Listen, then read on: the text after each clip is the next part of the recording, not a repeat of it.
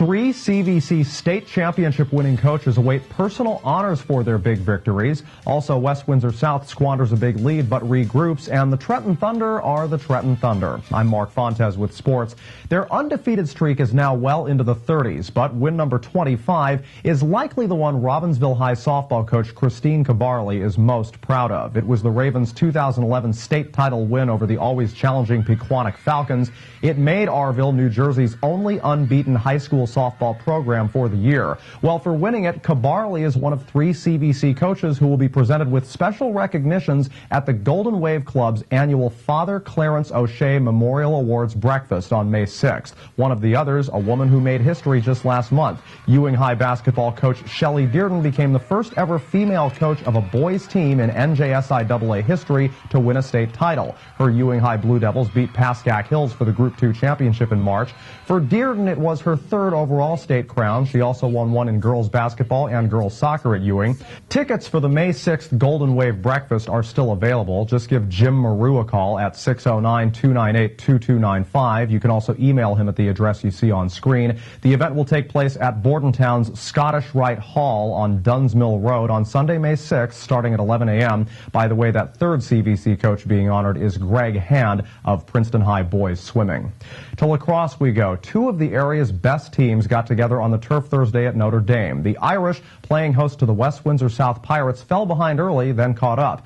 Then the Irish appeared to let up. The Pirates, with only 1 loss on the year, knew the Irish could hand them their second. Both these teams also knew it would take 4 quarters of effort to win Thursday. South up 5-2 in the second. Chris Clancy to John Matthews. He shoots. It is saved by Irish goalie John Witalik, who finished the day with 14 of those. Later, Notre Dame's Anthony Rice to Shiamus Larkin, and Larkin scores. It was Larkin's 1 offensive contribution on the afternoon, and it cut the deficit down to 2, not quite halfway through the period. Greg Scozzari of the Irish behind the net with it. He passes to Tim Bowers. The freshman defender creases the net. A 5-4 game at halftime. Early 3rd period, South trying to come up with something. It's Clancy to Matthews again.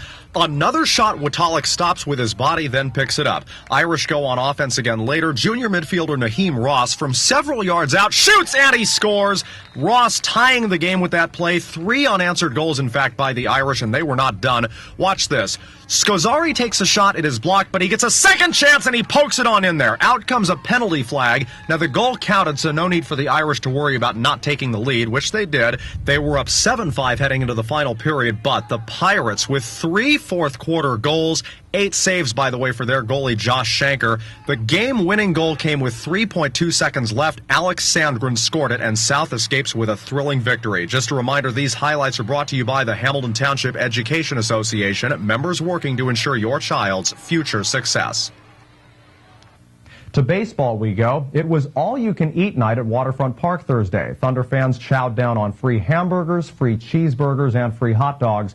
Yet what they saw on the field might have put a bad taste in their mouths. The Thunder found themselves in a deep hole to start this 7-game homestand. Harrisburg put up 4 runs in their half of the first inning, and Trenton came oh so close a number of times, but they couldn't quite get it. This Melky Mesa fly ball almost out of the park, maybe with a little wind, but no such luck Thursday. It did move Luke Morton over to third, but no one was able to pick him up, so the Thunder went down in the second. Later, Addison Maruzak up at the plate hits this into left field, and that's of course fair. A slow roller that should allow for a double, but they get him by a landslide. It wasn't even close. Call it a great throw. On defense, Trenton struggled. Merton, one of the Thunder newcomers at first. Wah, wah, wah, wah. Oh, well, he wasn't the only one. Maruzak up later with runners in scoring position. Harrisburg decides no double play. That's way out of here. That will allow Cody Johnson to come in and score. Jose Heel went to third. This was in the bottom of the 7th inning, so the Thunder finally on the board. They would get 2 runs on the night, but that's how many the first-place Senators would also add in the late innings. Harrisburg comes to Waterfront Park Thursday and leaves with a 6-2 win. And finally, Team of the Day is brought to you by Prior NAMI Business Systems. With the finest names in office products like Brother, Canon, Konica Minolta, and Muratech, Prior NAMI is changing the way small business does business.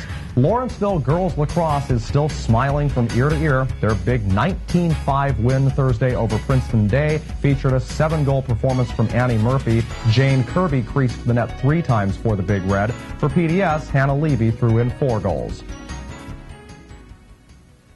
Well, that's sports for Friday and for the week. In a moment, Mercer County Close-Up. Please stay with us.